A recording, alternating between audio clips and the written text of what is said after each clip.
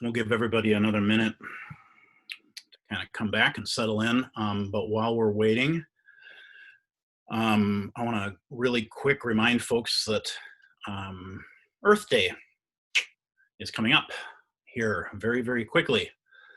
And I'm going to try to weave just a little bit of kind of an Earth Day theme into the talk today.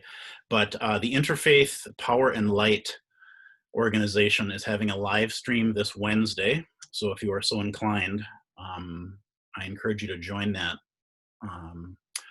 live stream on the 22nd, which is Wednesday, from noon until 2. And they're titling this A Call to Collective Care.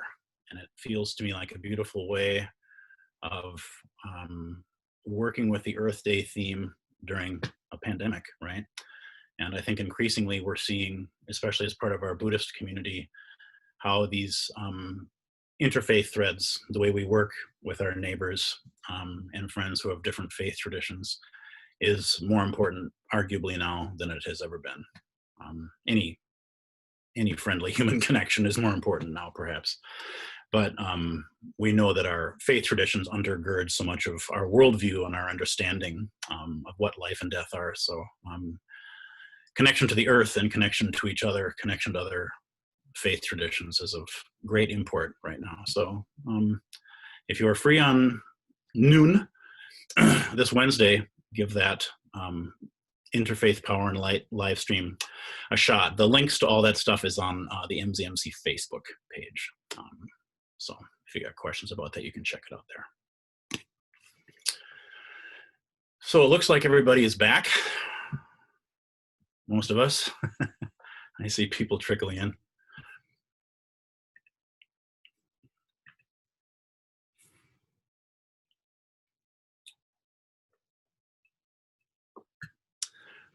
So good morning.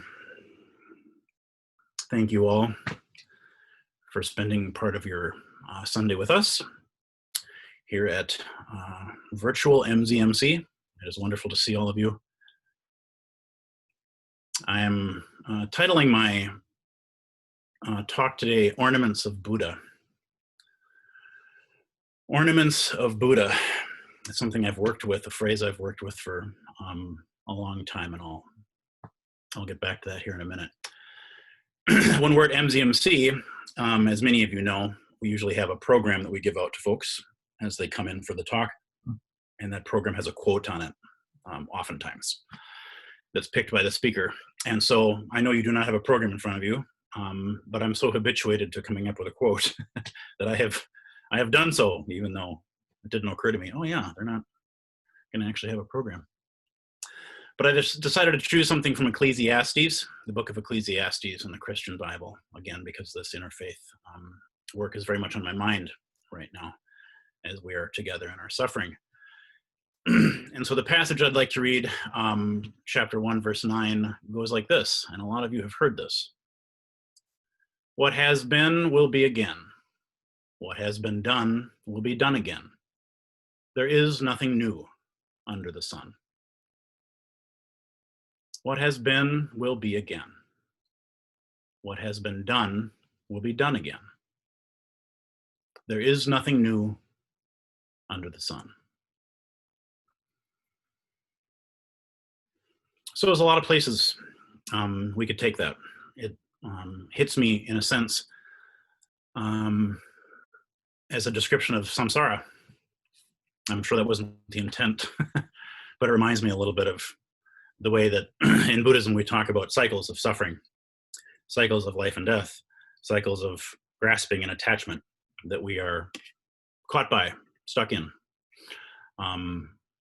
until, of course, we do something to change consciousness, to begin to see and repair broken patterns. At the same time, it seems to argue with our central Buddhist idea of change, constant change. There's nothing new. A Buddhist might argue, no, that's the opposite of what's true. Actually, everything is new all the time. And I think that that's true. I actually think both these things are true. What it does, though, for me, is what a lot of Buddhist scripture does, and that is take me out of the immediacy of the circumstances of my life and remind me of the dimension of the eternal. And if I think of the eternal as the wave of constant change that the particle of my life is part of, or if I think of the eternal as the unchanging, either way, it has the effect on my mind of reminding me that there is another way of perceiving the reality that I'm living through, right?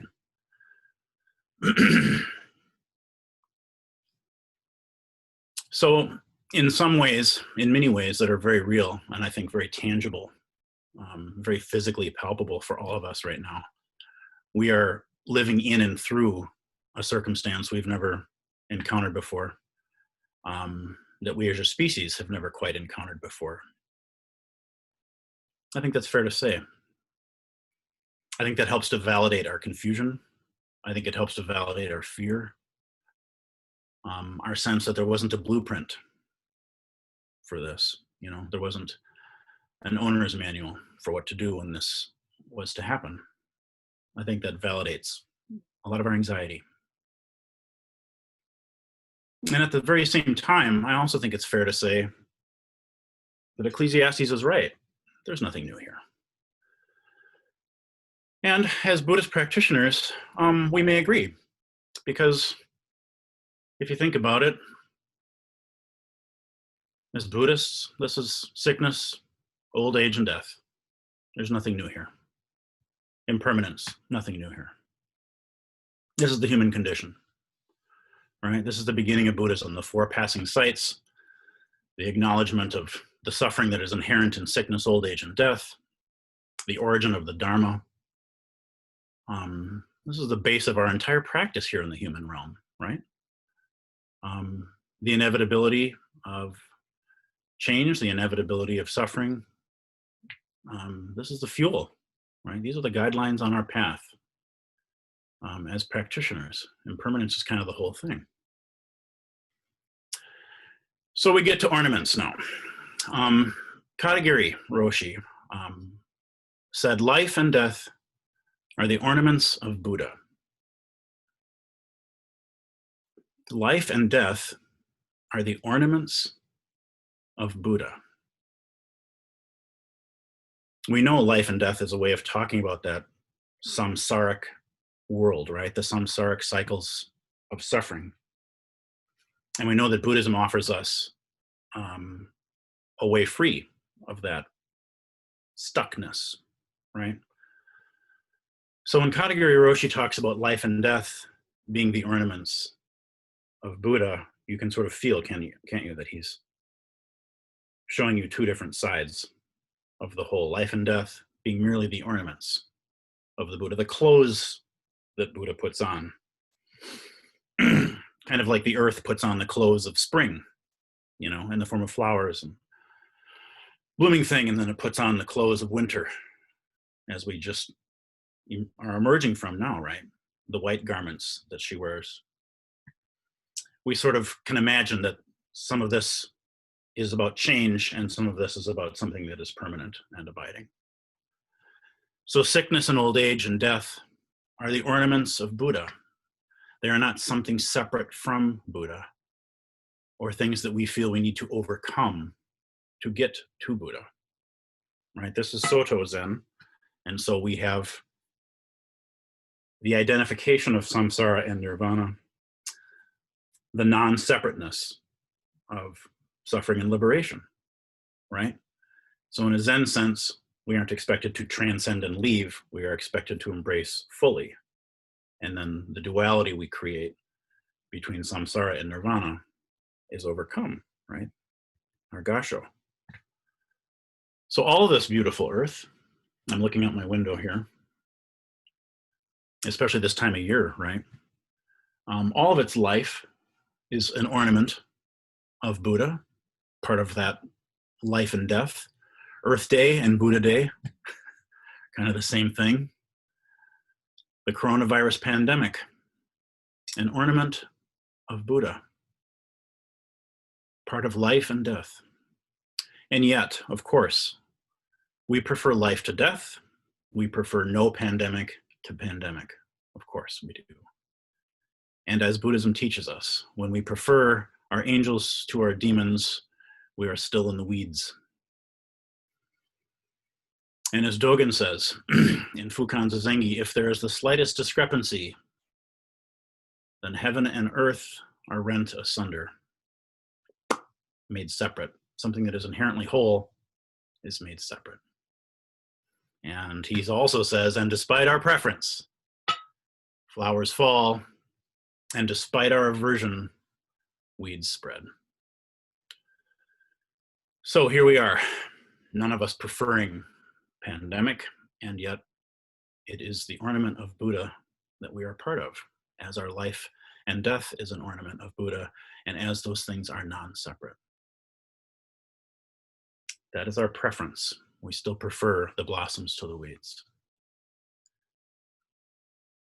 What I've noticed about myself in the past couple of months especially, something I've noticed before but is really showing up at the fore for me, is how mercurial my preferences actually are.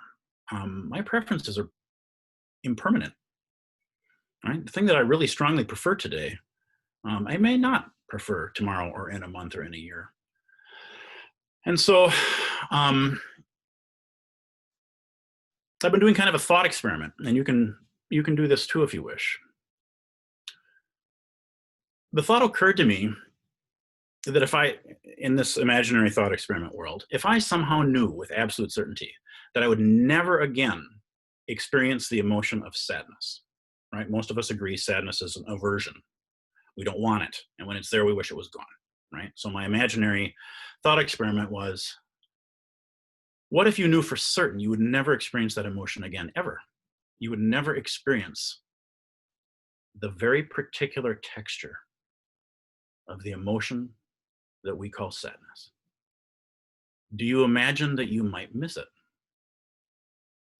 It's an incredibly fundamental part of being alive. Every human being experiences the texture of sadness. What if you were actually deprived of that? What if my preference was indulged by the universe and somehow I knew I would never experience sadness again, right? That intrinsic and inescapable human experience suddenly gone. I wonder if I might long for it. I actually wonder if I might long for it, and if I would imagine that I would prefer sadness to not sadness. And I do the same thing in my thought experiment with the emotions of anger. The way it burns and the way I wish it wasn't here. And confusion, right? Its cloudy texture, its scattering nature. And fear, the emotion of fear or anxiety, its sharpness, right? The electricity of fear and how it galvanizes our attention and clenches our gut and tightens our chest. What if I knew without a doubt I would never, ever, ever again experience one of those emotions, those central parts, those pillars of the human experience? Might I miss them? I imagine that I would. It's a funny thing to imagine preference in that way, but I actually imagine that I would long for the thing that I now call suffering if I was forever deprived of it. So I've been making a list in my head, and I think what I'm going to do is write them down at some point, because I'm in the midst, as you all are, of social distancing and sheltering quarantine, doing most of my meetings virtually, doing a lot of stuff on the phone, wearing a mask in public, stuff that would have been utterly bizarre to me 6 months ago. And I find myself, like a lot of us, longing, right, for this to be done, wishing that this were done. So I started to imagine, what about this that I'm experiencing today, as I'm speaking with you, right? As I'm giving a Dharma talk from my house. This is where I sit every day. I usually face that direction, the wall, but today I'm facing this way. Wow. What about this experience that I'm living through? We are collectively sharing, all of us. What about this am I going to miss when it's gone? And what I've been surprised by is I'm having no problem coming up with a list. There's actually a lot about this. I'll be grateful it's gone. And there's a lot about this that I'm actually going to miss. There's a lot about this that I'm actually going to miss. And not all of it is pleasant. But there's a certain number of things in my life that are forced into my awareness now that weren't before, right? I've thought a lot in the past month of Katagiri Roshi's famous, I think it's famous because it's famous in my head, toilet paper is Buddha, right? He's famous for riffing on the old koan about the stick and saying your toilet paper is Buddha. You know, you treat everything as Buddha, and going, wow, well, perhaps as a nation in our hoarding frenzy, we're figuring out, oh my God, toilet paper is Buddha. It's changing the way I relate to simple objects like that, right? My breath.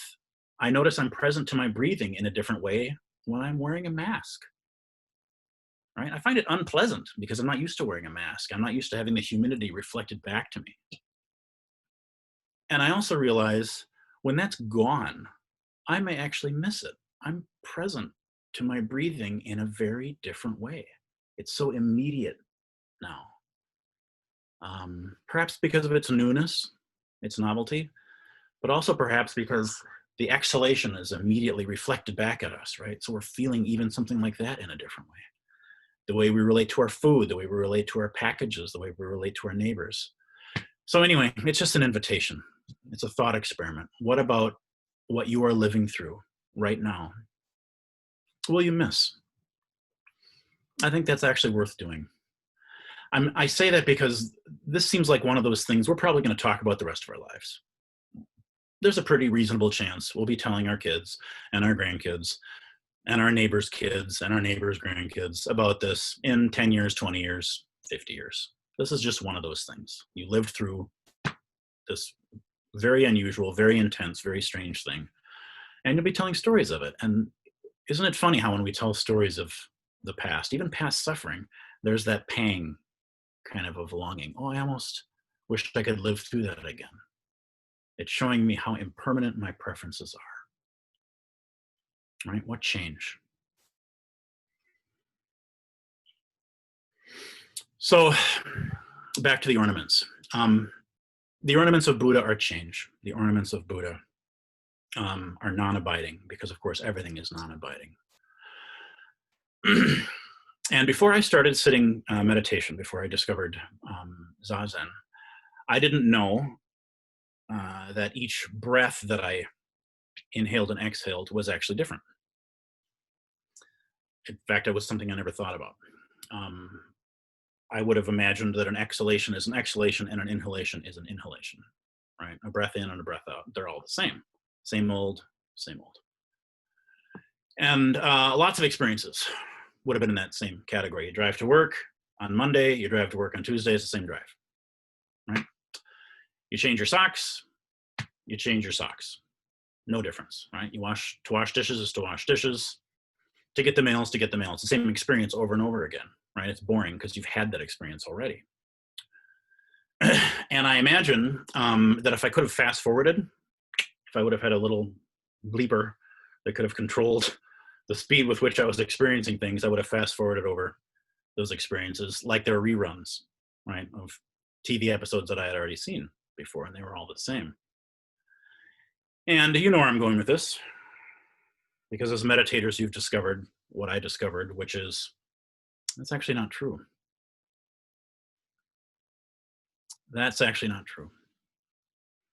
All of those different breaths, that entire river of breathing that I have been wading in since I was born are different.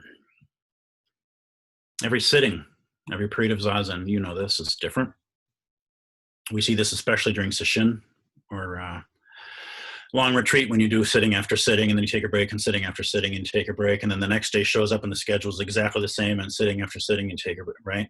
And you would imagine that you're repeating the same experience over and over and over, and all of us who have done anything even close to that know that's absolutely not true. The last 10 minutes of a sitting are different than the first 10 minutes of a sitting. We all know that. Every moment is arising fresh. That's the invitation, right?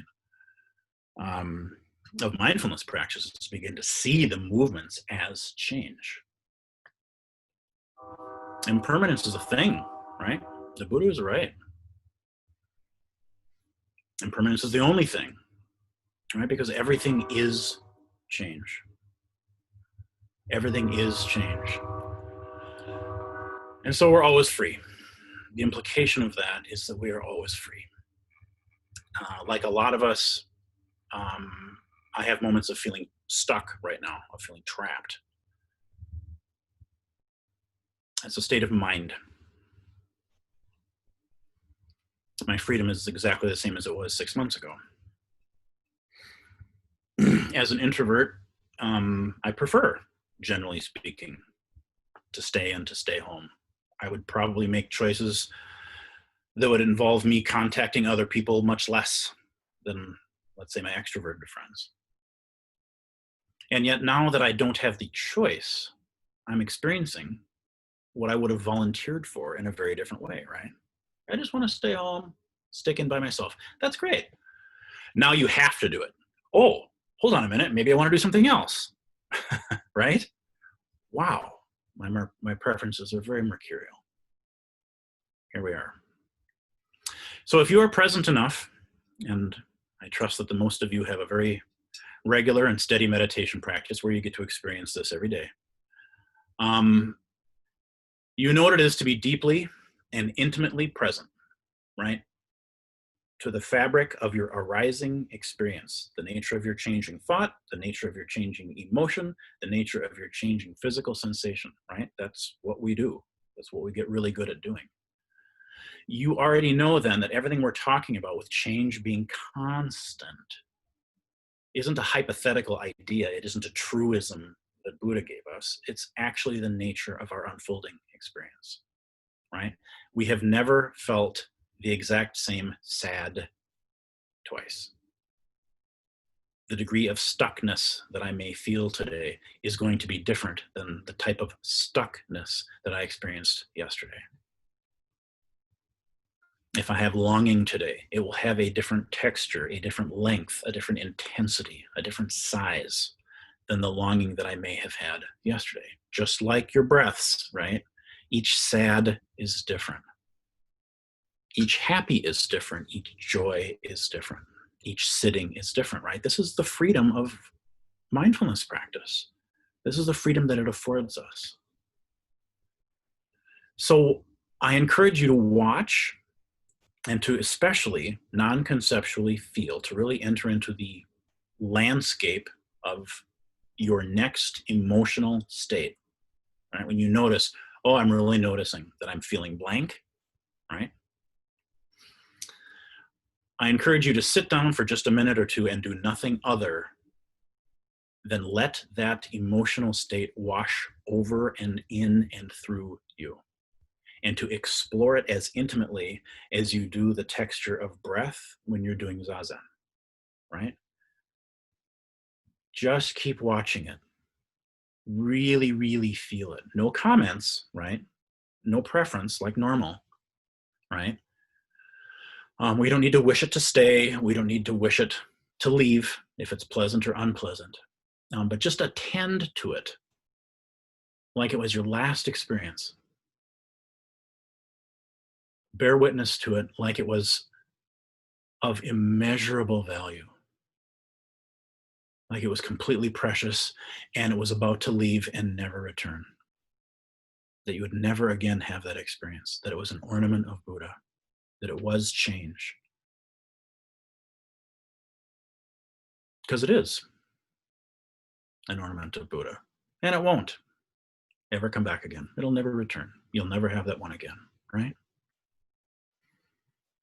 And if you're really present, you'll notice what we all notice when we're really, really present, that the texture of that emotion, the texture of that moment dances and changes, right? Under your loving gaze. It gets harder and softer and duller and sharper. It gets louder. It gets softer. It gets clearer. And then it fades. Like every breath, every emotion, every physical sensation, right? Tim was making reference to this in his latest blog post. And Pema Chodron, the Tibetan Buddhist teacher, talks about this a lot, about how when we're deeply present to a single emotional state, we actually see they're much shorter than we imagine that they are, right? If we're deeply present to an emotion, we can actually watch it arise do its dance, change, and turn into something else, or at least start including something else in a very short amount of time, 30 seconds, a minute. Some folks would even argue as long as a minute and a half, but I've never heard anybody say longer than 90 seconds. Some people say as short as 20 seconds, a given emotional state, before it turns into something else, before it starts getting duller or sharper, or starts including something else, or starts fading into something else, right? Wow. Talk about change, right? Nothing new under the sun. I'm just angry. I've been angry lots of times. And at the same time, constant change. I'm not stuck here. I'm in flow in the midst of flow, right? And I have always been flow in the midst of flow. So it's the same old thing again. Isn't that weird?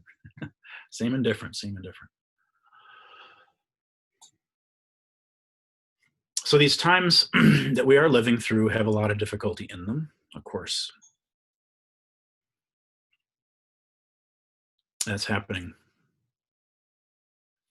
That's happening.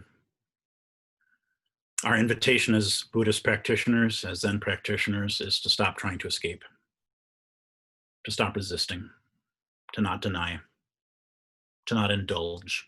We know this. This is exactly Zazen. You don't grab on, you don't push away. Right? You don't say no, but you don't try to keep it. These difficult times are arising. These difficult times are passing. Right? Life is all verbs. Actual experience is always a verb. So these difficult times contain great moments of non-difficulty. These difficult times contain moments of great difficulty. And they are also not separate in any way from earlier times that we imagine were happier, nor are they separate in any way from times that will occur in the future that we imagine will be happier. They aren't even just times, really. We use that word and we make it sound like there's a discreteness. We are living through these times. That's true. It's conventional and it's useful. And yet it's also just the happeningness. It's also just the changeness of things. It's what you're experiencing now, right? Dogen teaches us that all moments are in this moment. They are separate and they are non-separate. And it occurred to me, it's a little bit like holding a book. This is just a metaphor, so it's not perfect. But it's a little like holding a book, you know? You hold a book as a whole. You hold the whole thing at once. And in that one moment of holding that book, you know, you are holding that sort of scene setting beginning, and you're also holding the introduction of the characters, and you're also holding their development and their evolution and their conflicts and antagonisms and struggles, and you're also holding the resolution, you know, and the ending.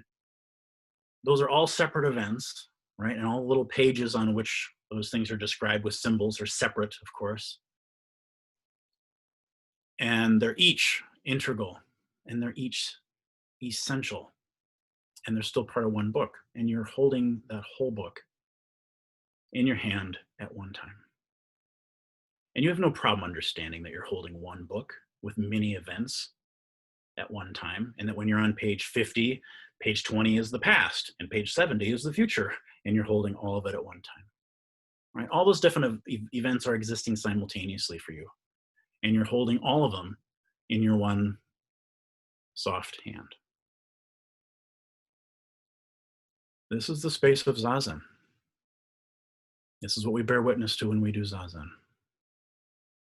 The whole book at once, in one moment, held with the soft hand of our loving gaze, the gaze of our attention, right?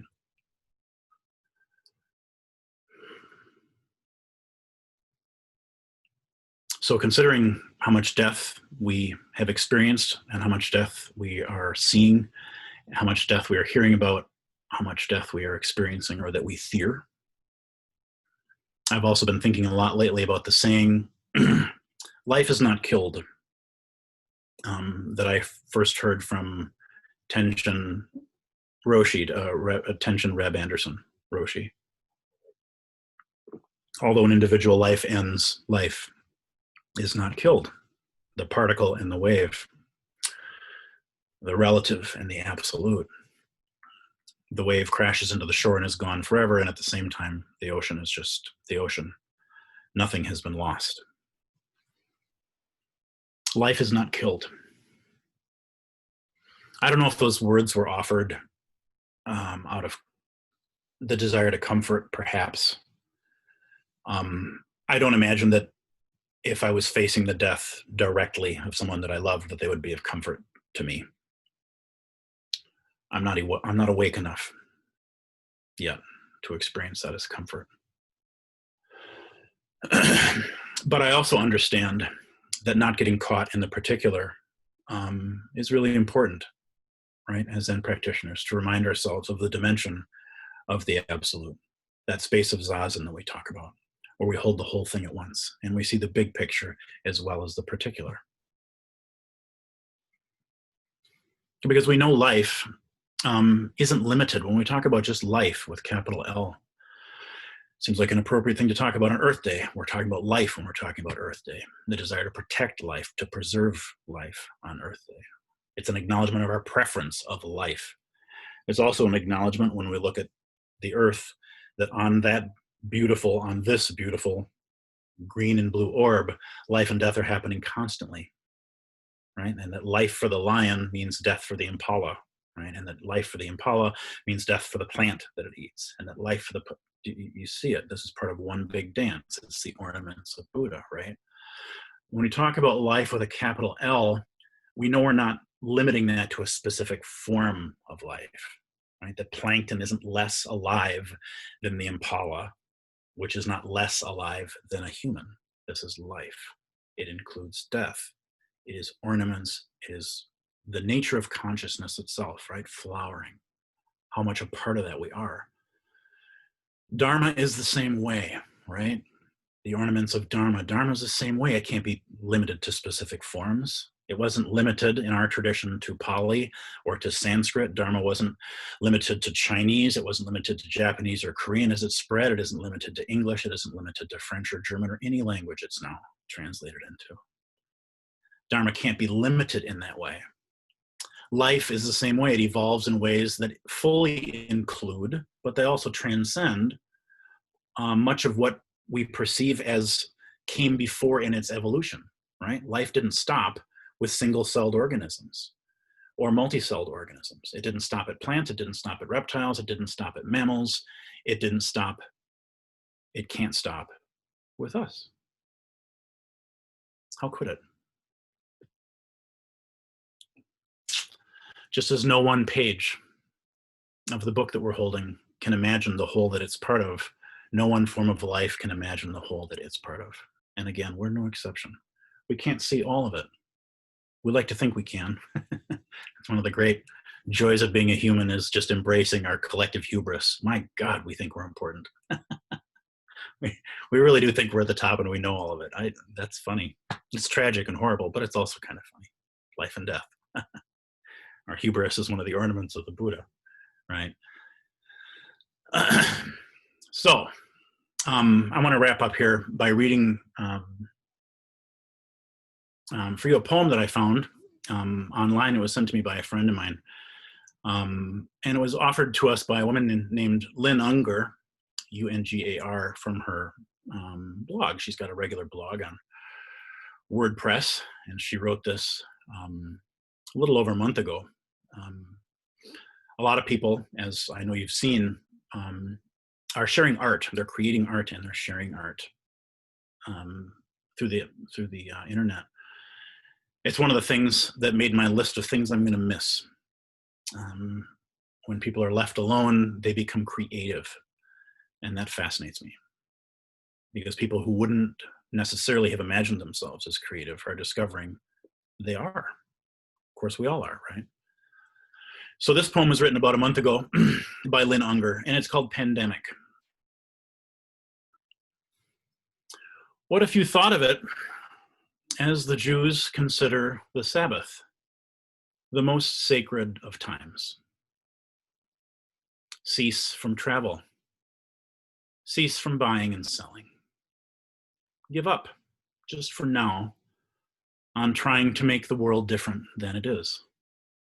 Sing, pray, touch only those to whom you commit your life. Center down. And when your body has become still, reach out with your heart. Know that we are connected in ways that are terrifying and beautiful. You could hardly deny it now. Know that our lives are in one another's hands. Surely that has become clear. Do not reach out your hands. Reach out your heart. Reach out your words. Reach out all the tendrils of compassion that move invisibly where we cannot touch. Promise this world your love, for better or for worse, in sickness and in health, so long as we all shall live. I thank Lynn Unger for that beautiful offering. It sounds very Buddhist to me, although she's likening it to the Jewish Sabbath. In Zen, every day is the Sabbath, so we get to treat it as such. So that's what I'll end with. The acknowledgement that we all have that these are dark times and light times, right? Pandemic, no pandemic. Fear, contentment, ornaments of the Buddha. Life and death, ornaments, right? Oceans and plants and lizards and cats, humans, sun, moon, earth, ornaments all. Fully included, fully transcended, each precious, unique, each no big deal, each of no consequence, and each the whole thing, including those present moment pages of fear, sadness, and confusion that you don't prefer. Those are the book of your life. They are the book of the whole universe, the book of Buddha. It's yours, all of it. Who else could it belong to? And since it's all here, now, fully revealed, the question is, how will you treat it? How will you treat it?